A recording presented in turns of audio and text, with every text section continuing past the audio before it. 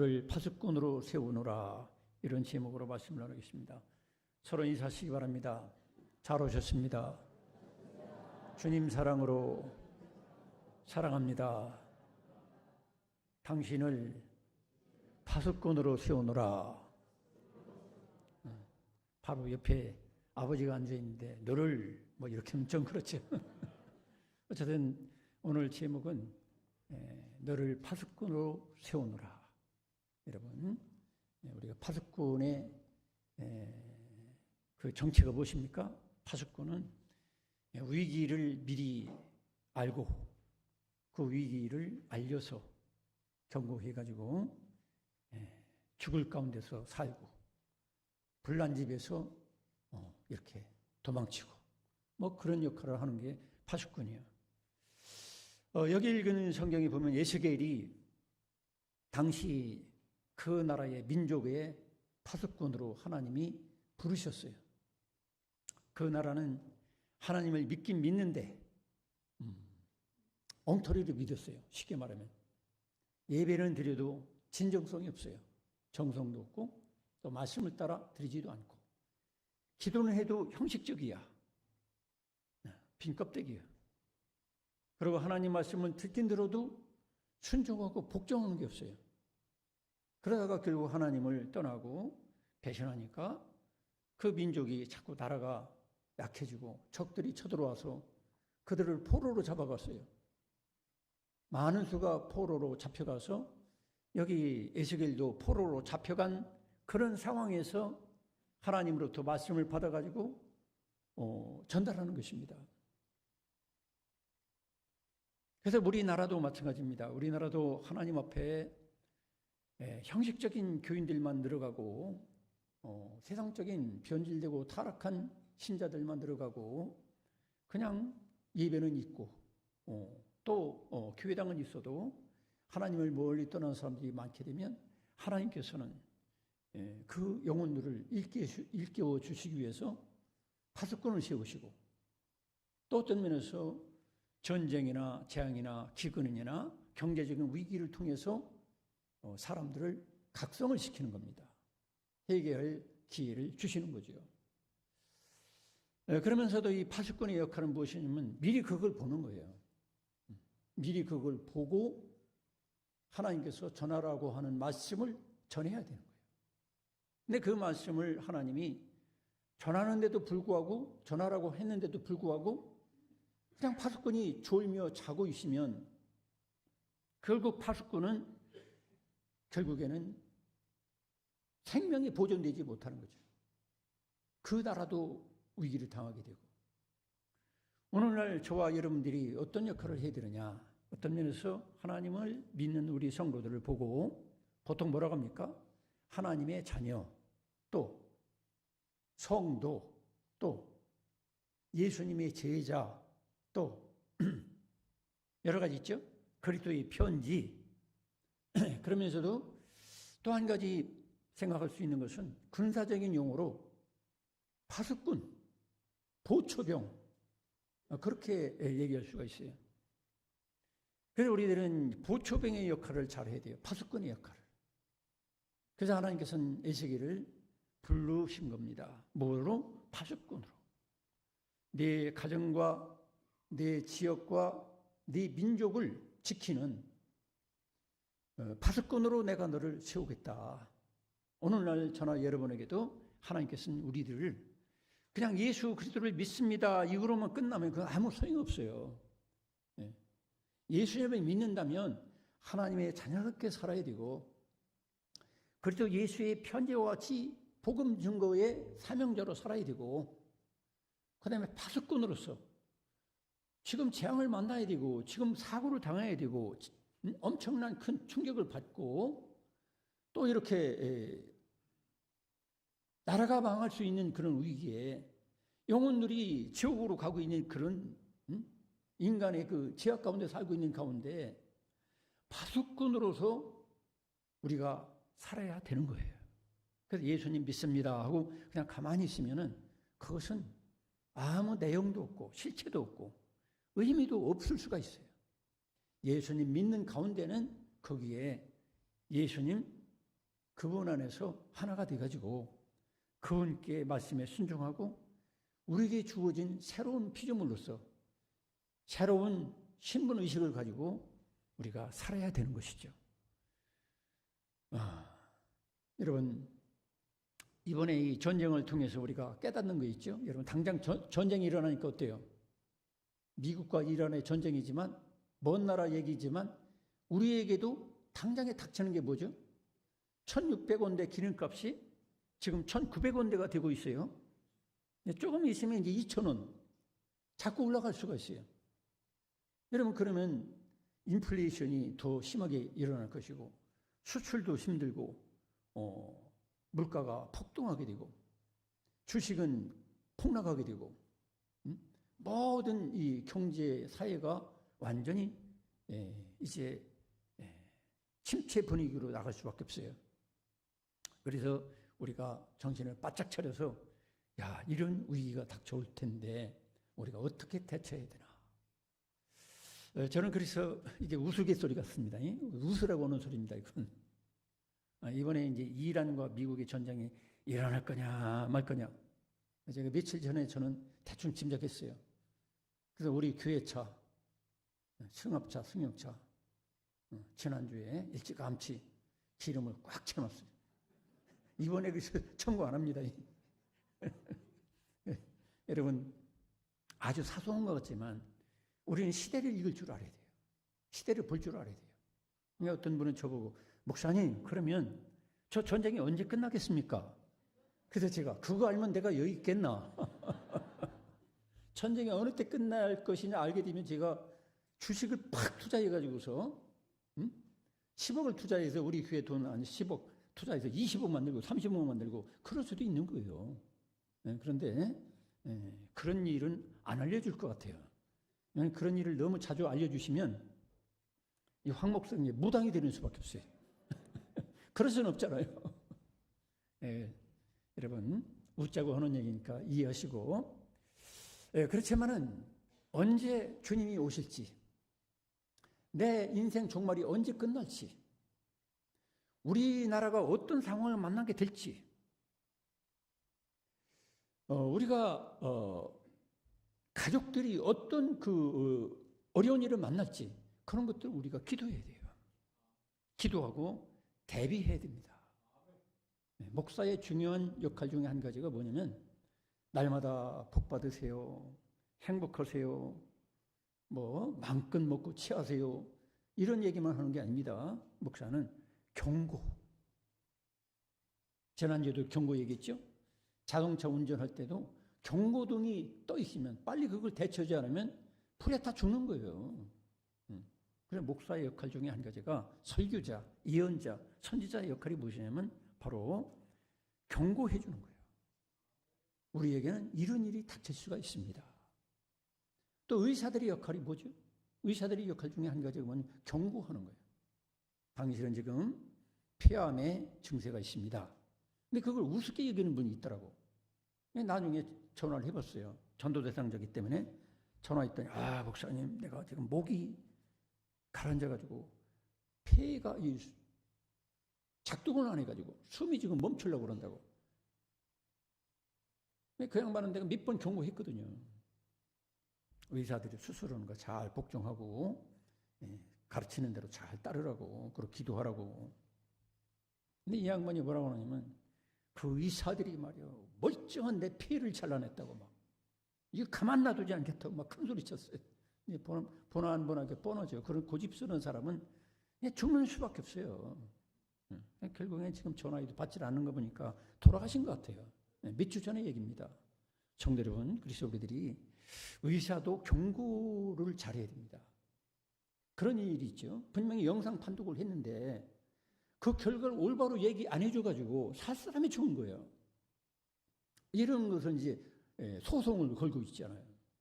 의사가 올바른 경고를 해줘야 돼요. 근데 그렇지 않냐고 기분 좋게 해주느라고 괜찮아요.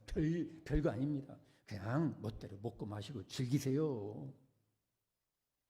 그래가지고 수술 기회를 놓쳐가지고 죽으면 그거 의사가 얼마나 책임이 있습니까? 마찬가지예요. 목사도 마찬가지고 의사도 마찬가지고 경찰도 그렇지요. 경찰도 예를 들어서 당신 그렇게 과속 운전하면 반드시 사고 납니다. 그러고서 우리로 말하면 감사임금 마치세요.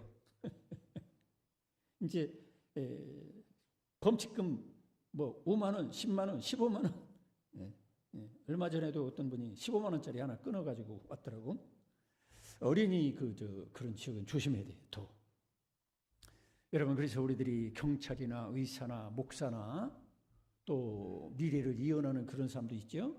여러분들이 그런 경고를 무시하지 말고 의사가 어느 정도 알려주면 그걸 가지고 잘 대처하시고, 경찰이 예를 들어서 범칙금 떼면 내가 과속하는 그런 습관이 있구나, 성질이 과격하구나, 그런 걸 알아가지고 조금 우리가 절제하고 그래야 되는 거예요. 여러분, 경고를 잘 들으시기 바랍니다. 교회 갔더니 재미있는 얘기를 하더라. 그게 교회 다니는 목적이 아닙니다. 교회 가면은 경고성의 말이 상당히 많아요. 성경도 다 뭡니까? 구약이나 신약 성경의 모든 것은 경고입니다. 어떻게 보면 너희들이 하나님을 믿으면 구원받고 복을 받고 평안하게 되고, 그러나 믿지 않고 멸시하고 무시하고 하나님을 떠나면 너희들이 물 떠난 물고기처럼 고통스럽다. 그러다가 고통당하고 영원한 지옥으로 떨어진다. 경고를 우리가 듣는 거예요. 하나님의 계명을 지키면 내가 잘 되게 해주겠다. 근데 그 계명에 대해서 관심도 없고 그냥 목사님이 재미있는 얘기만 해주세요. 나 위로해 주세요. 그것은 어리석은 겁니다. 성도 여러분, 그래서 우리가 경보가 상당히 중요한 거예요. 경보의 그것을 제대로 못하면 상당히 좀 헷갈리죠. 제 아파트가 오래돼서 그런지 밤보 10시, 11시, 1시에 종종 조그만 소리로 화재가 났습니다. 화재가 났습니다. 대피하세요. 그거 몇 번 들었어요. 그 진짜 화재가 난 줄 알고 막 정신없이 뛰어나가서 밖에 나가보니까 아무도 없어. 그래서 이걸 가지고 관리사무소에다 얘기해 보니까 그럴 리가 없다는 거야. 그런 방송에 나갈 리가 없다는 거야. 그럼 귀신이 있다는 얘기인데, 여기 관리 장로님 계시지만은 지금 그 미제입니다. 숙제예요. 그 몇 번 그렇게 당했어요. 뭔가 좀 오작동이 되는가 봐요.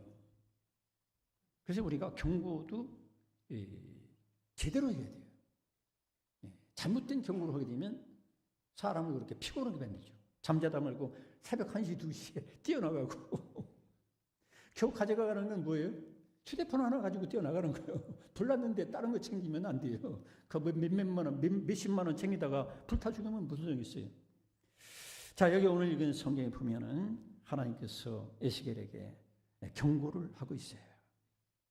내가 너를 이스라엘 족속의 파수꾼으로 세웠다. 그래서 18절 내용이 뭡니까? 악인에게 네가 꼭 죽으리라. 그렇게 하나님 말씀했어도 미리 그것을 전달해 주면 그 사람이 회개하고 뉘우치고 돌이키면 내가 살려줄 것이고, 그러면 너네 네 사명을 다했으니까 네 생명도 보존될 것이다. 그러나 만약 내가 너에게 준 사명을 멸시해서 그 회개할 사람을 회개치 못하게 만들었다면 너도 생명을 보존하기 어렵다, 이 얘기죠. 그래서 우리들이 하나님의 주시는 말씀을 들었으면 그에 대한 책임질 줄 알아야 돼요. 근데 말씀을 재미있냐 없냐, 내 마음에 들었느냐 안 들었느냐, 이렇게만 생각하기 쉽단 말이죠.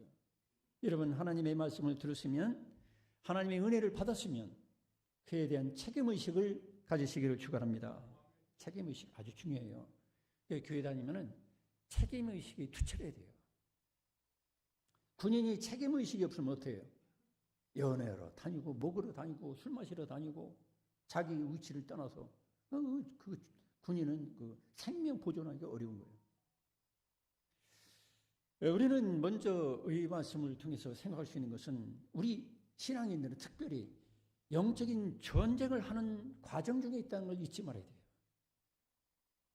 우리는 세상에서 이란과 미국의 전쟁이 일어나고 러시아와 우크라이나가 전쟁하게 되고 그다음에 뭐 중국과 뭐 미국이 또 전쟁할 것 같고 남한과 북한이 또 연루돼서 전쟁할 것 같고 여러 가지를 지금 예상도 하고 있어요. 그 경고하는 사람들도 많이 있어요. 물론 그것도 대비해야 되겠지만 더 중요한 건 뭐냐면은 본질적으로 우리는 어차피 어느 날 죽는 거예요, 여러분. 영원히 사는 거 아닙니다.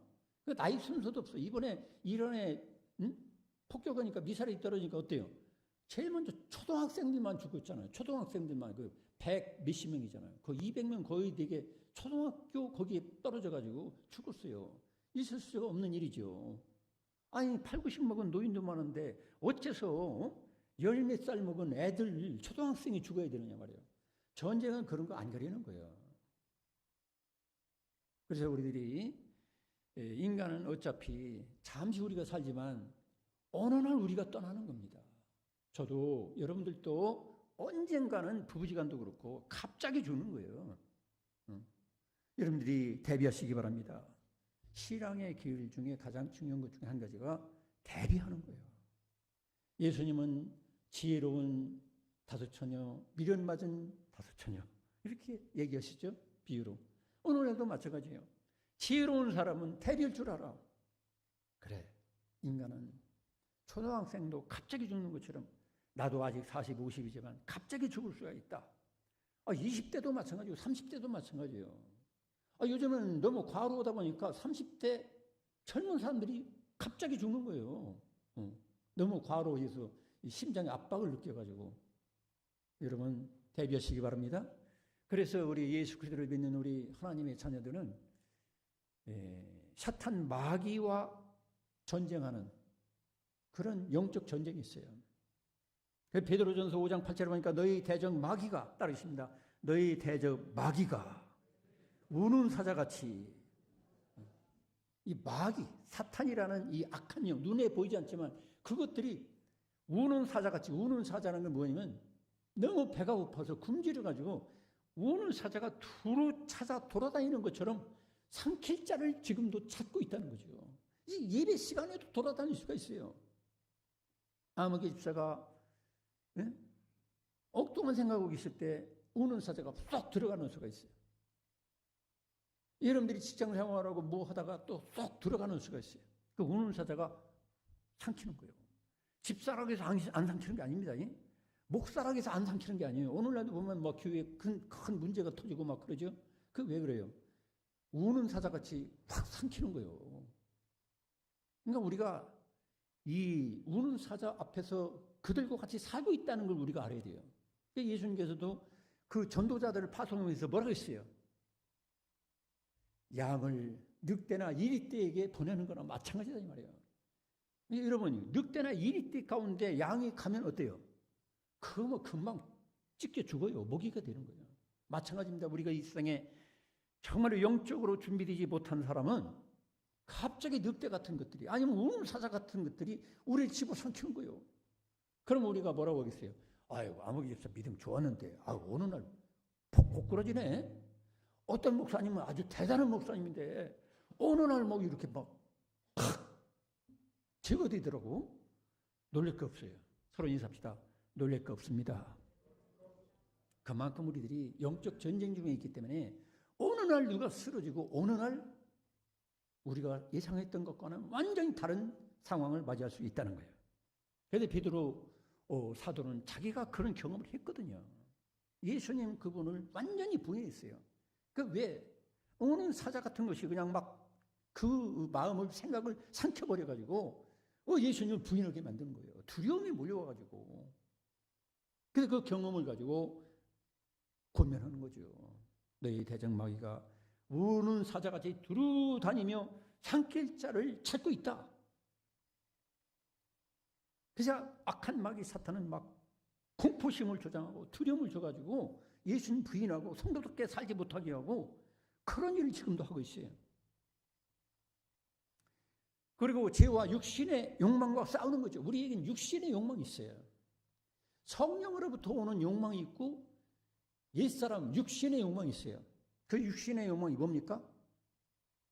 탐욕과 미움과 시기와 질투와 세상적인 헛된 자랑, 명예심 이런 것들을 꽉 차게 만들어요. 그래가지고 이런 육신의 욕망이 성령이 주는 생각과 그 욕망을 거스려 싸우는 거죠. 그래서 갈라디아서 5장 17절에 보니까 따르겠습니다. 육체의 소욕은 성령을 거스리고. 그래서 우리 속에는, 우리 마음속에는 육체의 소욕이 있어요. 악한 영이 주는 그런 가지가지 더럽고 추악하고 무서운 살인의 영, 막 죽이고 싶고 미움이 가득한, 시기 질투가 가득한, 막 누구를 욕하고 저주하고 싶은 그 욕망의 그 생각이 막 떠오르게 할 때가 있어요. 근데 그것을 성령의 소욕으로, 성령의 소욕은 다른 말로 예수님이 품으신 마음과 생각, 영혼을 사랑하고 인내하고 참고 견디면서 용서하고 품어주고 그런 욕망이 있거든. 그걸 절제하고, 하나님 아버지를 위해서 내가 절제하고 그런 욕망이 있어요. 그래서 이것이 계속 싸우는 거예요. 그 싸움이 없는 사람이 없어요. 다 있어요. 네, 그 다음에 세상에 있는 것들이 유혹입니다. 요한일서 2장 16절에 보니까 육신의 정욕과 안목의 정욕과 이생의 자랑. 이 세상에서 나 좋은 아파트 산다. 너희들 겨우 1억짜리 살지. 나는 70억에 살고 있어. 너희들 차 겨우 뭐 1억짜리 타지. 나 10억짜리 타고 있어. 괜한 자랑. 그거 뭐 대단하다고. 또 너희들 뭐 3류대학 다니지. 나 1류대학 다녀. 그거 뭐 그렇게 대단할 거 없어요. 그런 이생의 자랑이나 이런 것들 가지고 은근히 자랑하는 거예요. 자기 자존심 자랑하고 이런 것들과 싸워야 돼요. 계속 그것들이 유혹을 해요. 네, 그리고 하나님이 없어도 행복하게 살 수 있다. 이런 인문주의적인 생각. 하나님 없어도, 하나님 떠나서도, 교회 안 다니고도 얼마든지 행복하게 복되게 살 수 있다. 이런 생각을 우리가 부어주는 거예요. 이 유혹이죠. 미혹이죠. 미끼요. 미끼. 거기에 넘어가는 거죠. 많은 젊은이들이 그렇게 살아가고 있어요. 지금도. 교회 잘 다니는 애들을 만나보면 30대, 40대 애들이 아버지가 뭐 중직자인데도 불구하고 교회 안 다녀. 왜? 세상이 좋으니까. 막 예배는 인터넷에서 똑똑똑 두드리고서 그냥 한번 구경하고 끝나고. 막 할 것도 없어. 그런 편리주의, 자기 안일주의, 이기주의, 나만 좋으면 좋은 거야. 이런 것들과 싸워야 돼. 근데 이것과 싸우지 않는 사람은 이미 끌려가고 있다는 거죠. 포로가 돼버렸어요, 이미. 그 다음에 누구와 싸워야 돼요? 악한 정권과 지도자들과 싸워야 돼요. 여러분, 히틀러 같은 지도자가 나타나면 어떻게 돼요? 막 가서 축복기도 해주고 그래야 됩니까? 그런 사람은 잘못됐다고 얘기해주고, 그들에게 확실한 길을 알려줘야 돼요. 물론 목사가 전면에 나서는 것은 그렇게 독이 안 될 수가 있어요.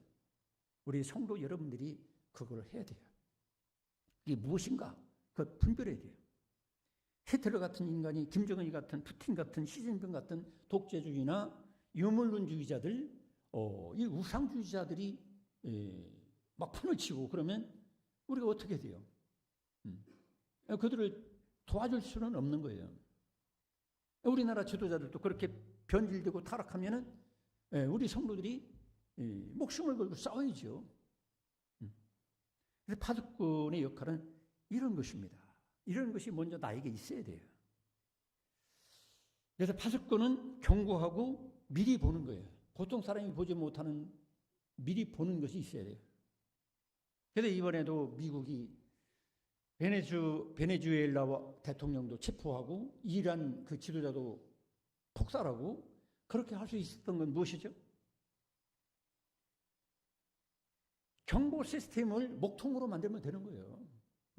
특수부대들이 가가지고 대통령을 잡아도 그거 미리 파수꾼으로 서 있는 사람들을 볼 걸 못 보게 하고 들을 걸 못 듣게 하고 그래서 조기 경보 시스템을 망가뜨리면 그대로 잡아가는 거예요. 또 이란도 마찬가지죠. 전쟁이 일어나면 제일 먼저 뭐부터 합니까? 그런 눈과 귀를 때려 부시는 거예요. 미사일로 때려 부셔서 안테나, 레이더 시스템을, 조기 경보 시스템을 박살내는 거예요. 그러면 소경이 된 거나 마찬가지죠. 그럼 거기 가서 이제 할 거 다 하고 있잖아요. 지금도 지금 이란 이 공중 모든 통제권을 다 잡고 있잖아요. 미국이나 이스라엘이. 우리나라도 지금 피스아이 조기경보기를 지금 4대를 운영하고 있고 앞으로 더 구입을 하고 그래요. 한 대가 보통 1조가 넘는 그런 조기경보기도 있어요. 이거 하려면 지금 현재도 4조, 5조도 넘고 지금 산 것만 해도 운영하려면 또 새로운 거를 추가 도입하기로 결정해가지고 이거 하려면 그게 6조, 7조, 10조가 넘어서요. 여러분 10조라고 하니까 여러분들이 그 감이 안 오죠, 그죠? 우리는 한 뭐 1,000만 원 뭐 이렇게 하면 돈 많네 이렇게 생각하지만 10조 이렇게 하면 감이 안 오잖아요. 얼마나 중요하면 그렇게 하겠어요. 공중 높은 데서 저 김정은이 집무실까지 쫙 계속 비추는 거예요. 막 미리 미사일 발사 기미가 보이면 우리가 쳐야 되잖아요. 당할 수는 없잖아요. 또 날아올 때 그걸 떨어뜨려야 되고.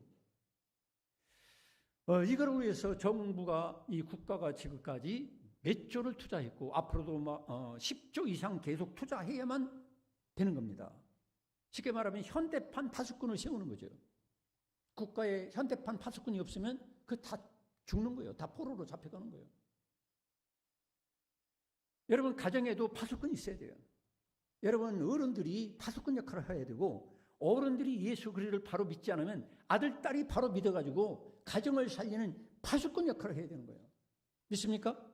꼭 아버지, 어머니가 바로 살 수는 없어요. 오히려 아들, 딸이 더 영적으로 깨어있고 파수꾼 역할을 할 수 있는 영적 자질이 있는 가정이 있어요. 그러니까 아들, 딸이라도 여러분 이 말씀을 듣는 모두가 다 파수꾼이 돼야 돼요. 교회적으로는 일단 담임 목사가 이렇게 말씀을 전함으로 파수꾼의 역할을 하는 거죠. 우리에게 이런 위험한 일이 닥칠 수 있으니까 에스겔과 같이 깨어서 파수꾼과 같이 역할하자 이런 메시지를 전할 뿐 아니라 여러분들은 모두 가정에 돌아가서 여러분이 가정의 파수꾼 역할을 해야 되고 직장과 이 사회와 이 나라 앞에서 파수꾼의 역할을 해야 돼요. 그런데 이런 말씀을 듣고도 파수꾼의 역할을 하지 않는다. 그러면 그 핏값을 찾겠다는 거예요. 핏값. 그 사람이 어려운 일을 당하고 재앙을 만나고 사고를 당하고 죽으면 그에 대한 대가를 내가 너에게 청구하겠다. 참 어떤 면에서 상당히 부담스러운 말이죠. 그죠? 상당히 부담스러운 말이에요. 자, 그래서 우리들이 이런 말씀을 듣고서 그러면 영적 파수꾼이 준비해야 될 게 뭐냐? 먼저 파수꾼은 적의 동태를 잘 살펴야 돼요. 하나님께서 주신 사명감을 가지고 적의 상태를 악한 마귀가 어떻게 역사하는지 악한 귀신들이 어떻게 역사하는지 악한 세력들이 어떻게 지금 일하고 있는지 그걸 여러분 살펴야 되고 하나님께서 또 방책을 얘기해 주시는 거예요. 너 이렇게 해라 저렇게 해라. 하나님 말씀 나에게 주어졌다면 그 말씀을 전해야 되는 거예요. 전하지 않고 내가 괜히 이런 얘기 있다가 괜히 뺨 맞는 거 아니야? 이런 얘기 있다가 아주 나 미쳤다고 하는 거 아니야? 이게 두려워가지고 얘기를 안 하는 거예요. 얘기를. 이 꽉 다물고 살아. 가정에 돌아가서도 아무 소리 안 하고 직장에 가서도 아무 소리 안 하고 전도 대상자가 있는데도 불구하고 아무 소리 안 하고 난 속으로 기도만 하겠습니다. 그거 가지고 안 되는 거예요. 만약 에스겔이 이렇게 말을 했는데도 에스겔에게 하나님이 말씀했는데도 저는 기도만 하겠습니다. 예레미야도 똑같은 파수꾼이죠. 저는 기도만 할게요. 하나님께서 그거 용납하겠어요? 아닙니다.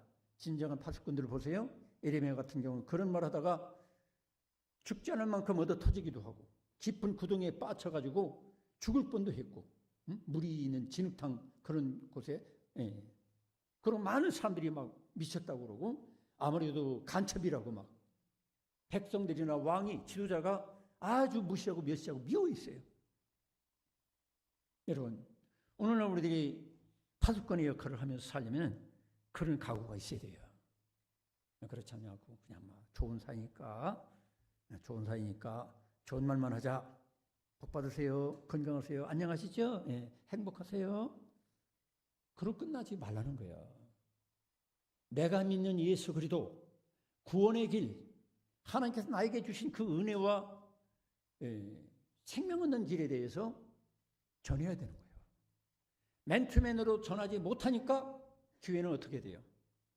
1년에 한두 차례라도 이웃초청 잔치를 하는 거예요. 이웃초청 잔치는 무엇이냐? 내가 직접 가서 복음을 전해가지고 그 사람을 구원 얻게 할 수 있으면 하는 게 좋지요. 근데 그게 잘 안 되면 회라도 데리고 와라 이 말이요. 교회에서 벗고 활짝 빌 때 맛있는 반찬 거의 200만 원 들여서 준비하고 선물도 100만 원이 들어갈지 200만 원이 들어갈지 몰라. 준비해가지고 하면서 그때 이제 메시지를 전하는 거죠. 예수 그리스도를 믿으십시오. 예수님은 당신을 구원할 유일한 구원자십니다. 그분을 믿고 영접하시고 하나님 자녀로 또 이렇게 파수꾼으로 살아가시기 바랍니다. 그렇게 말씀을 전달해 주는 거예요. 할렐루야. 이런 일에 대해서 여러분들이 책임의식을 가져야 된다는 거죠. 이거 뭐 이웃초청 잔치 한다는데 그날 맛있는 거 나오는 거 보네. 나도 선물 주는 거야? 여기만 관심이 있으면 안 된다는 거죠. 여러분 여기 계신 모든 분들은 하나님이 여러분을 세우신 파수꾼답게 여러분 그 영혼에 대한 사랑을 가지고 책임의식을 가지고 여러분의 가족과 친구와 친척과 이웃들을 초청할 수 있기를 축원합니다. 그걸 우리가 해야 돼. 물론 이렇게 하려고 해도 안 되는 수도 있어요. 왜냐하면 하나님은 다 아세요.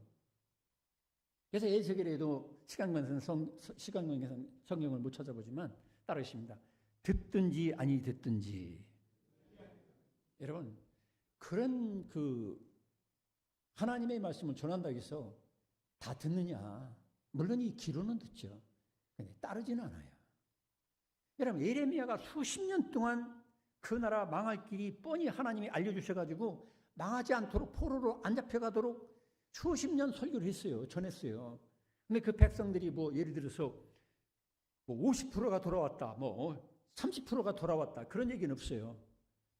거의 안 돌아왔어요. 저도 그래요. 저도 여러분을 설교를 해도 여러분 여기 100여 명 중에 제대로 듣는 사람은 아마 10명도 안 될 수도 있어요. 왜냐면 목사님 쓸데없는 소리 하지 마세요. 저 이번에 아파트 사야 되는데 내가 이번에 뭐를 해야 되는데 그거에 대해서 힌트를 주세요. 이런 분이 앉아 있을지도 몰라. 또 여러분이 나가서 이웃 초청한다고 해서 내가 100명 초청한다고 해서 100명 다 오느냐? 그러지 않아요. 100명 초청해도요 2명 올 수도 있고 1명 올 수도 있고 1명도 안 올 수도 있어요. 그렇기 때문에 성도 여러분, 오늘날 우리들이 하나님이 부르신 파수꾼, 우리가 하나님이 부르신 파수꾼이라는 의식을 가져야 돼요. 왜? 우리의 구원자 되시고 우리의 영원한 파수꾼 되시는, 우리 영혼을 지키시고 살리시는 그분께서 여러분 마음속에 살아계신다는 사실을 믿으십니까? 하나님이 여러분 마음속에 살아계시잖아요. 그럼 여러분들이 파수꾼답게 그 예수님을 마음에 모신 사람답게 가만 놔두면 지옥 가고 가만 놔두면 재앙과 전쟁과 가지가지 아항과 가지가지 사고와 재앙을 만나가서 언제 죽을지 모르는 사람들이 다 인간이잖아요.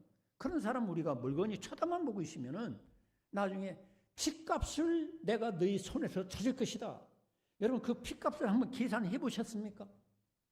그 피값이 한 10만 원이나 100만 원 정도라면 별 부담 없어요. 저도 그래요. 저도 너 황 목사 전해야 될 사람에게 올바른 설교를 하지 않아가지고 그 사람 증인도 안 되고 엉뚱하게 살아가게 만들었지. 너 한 사람 앞에 10만 원씩 내놔. 아니면 100만 원씩 내놔. 저지않으면 할 수 있어요. 근데 그 피값은요. 상상하기가 어려워요. 여러분 따라하십니다. 한 영혼이 온 천하보다 귀하다. 여러분 온 천하를 돈으로 계산 한번 해보실까요? 돈으로 한번 계산해 보면 감당 못해요. 10억? 여러분 감당할 수 있어요? 여기 계신 분 중에 몇 분은 할 수 있겠죠. 근데 저도 마찬가지고 여러분들은 10억 감당을 하면 못해요. 한 사람도. 한 사람 영혼이 10억 가치가 있느냐 없느냐 따져보세요. 온 천하보다 귀하다 있으니까. 그 다음에 100억? 아마 이 자리에 계신 분 중에 한 분도 잘 안 계실 것 같아. 1000억? 1000억 가지고도 안 돼요. 온 천하보다 귀한 것이 한 사람의 영혼입니다. 여러분, 그렇기 때문에 여러분들이 파수꾼의 역할을 감당할 수 있도록 파수꾼처럼 깨어있기를 축원합니다. 깨어있다는 게 뭐예요?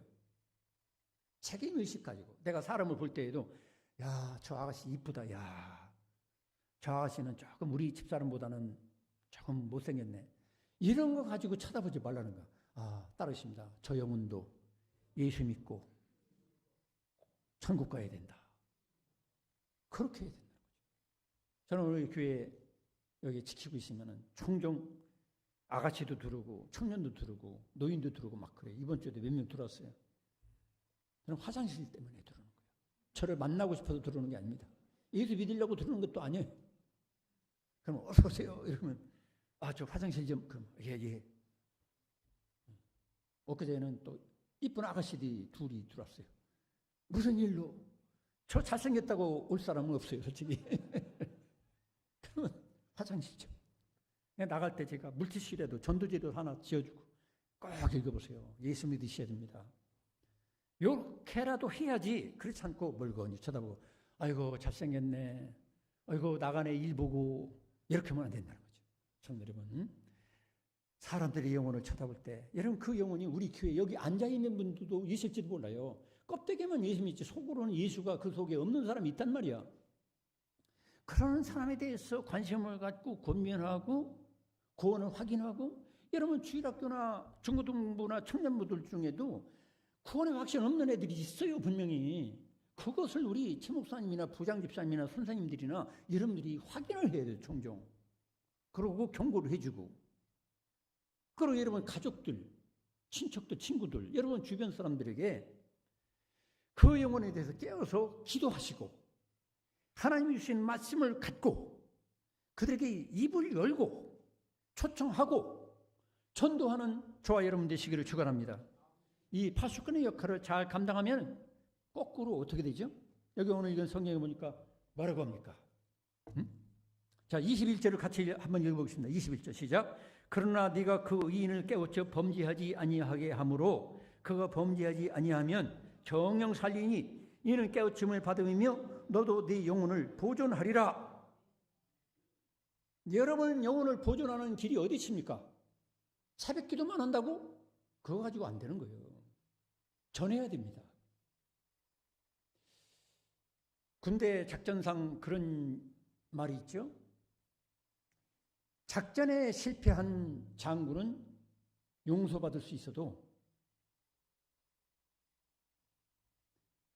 뭐라고 하나? 경계에 실패한 장군은 용서받을 길이 없다. 그런 얘기가 있어요. 여러분들은 적어도 나는 보초병이다. 예수님 군대 중에 예수님은 대장이시고 나는 예수님이 세워주신 보초병이다. 이런 마음 가지고 만나는 모든 사람들을 쳐다보고 그런 가운데 때를 얻든지 못 얻든지 초청하시고 예수님의 사랑의 말씀, 우리 예수님은 당신을 사랑하십니다. 당신을 위해서 죽어주셨습니다. 당신을 위해서 승리하시고 부활하셨습니다. 믿기만 하면 구원받습니다. 꼭 예수 믿으셔야 됩니다. 그러면 또 교회가 어떻고 뭐 죄를 저지르고 어떤 목사는 막 잘못했고 뭐 죄를 저지르고 따르십니다. 그래도 믿어야 됩니다. 그래도 믿어야 됩니다라고 전하시기를 축원합니다. 기도하겠습니다. 하나님 아버지, 하나님은 이 세계를 불러서 그 나라가 많은 사람이 포로로 잡혀가고 조만간 나라가 망할 위기가 닥칠 때라 할지라도 하나님은 포기하지 아니하시고 이 세계를 파수꾼으로 세워서 조기에 경고하고 하나님 말씀을 전함으로 죽을 사람을 살리고 지옥 갈 사람을 천국으로 가도록 하기 위해서 죄악을 범하는 사람을 하나님의 의로운 삶으로 돌아서게 하도록 세워주셨습니다. 오늘날도 저와 우리 모두를 하나님께서는 크신 하나님의 은혜와 사랑을 힘있게 하여 하나님의 아들과 딸로 소금과 빛의 역할을 감당할 수 있는 조기 경복, 하나님 나라 구원 얻는 놀라운 소식을 우리에게 전하라고 불러주셨사오니 이 사명을 잘 감당하도록 날마다 깨어서 준비하는 우리 성도들이 되게 하여 주옵소서. 예수님의 이름으로 기도드리옵나이다. 아멘. 주신 말씀 생각하면서 523장 부르면서 주님의 신임을 주님께 드리겠습니다.